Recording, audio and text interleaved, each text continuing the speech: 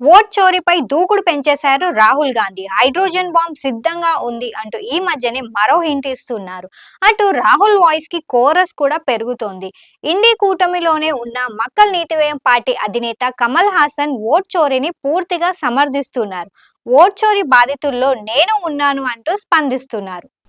ஓட்டு காணாமல் போனது, பேர் காணாமல் போனதெல்லாம் ரொம்ப நாளாக நானே சொல்லிட்டு இருக்கேன். நீங்கள் கேட்டிருப்பீங்க. என்னோட பேரே காணாமல் போயிருக்கு. அப்புறம் போய் கேட்டு கரெக்ட் பண்ணிக்கிறது அது ஒரு சின்ன விஷயந்தான். அதை விட பெரிய குற்றங்கள் நடந்ததாக எங்களுக்கு சந்தேகம் வந்தபோது நாங்கள் கொண்டு போய் லெட்டர் கொடுத்துருக்கோம்.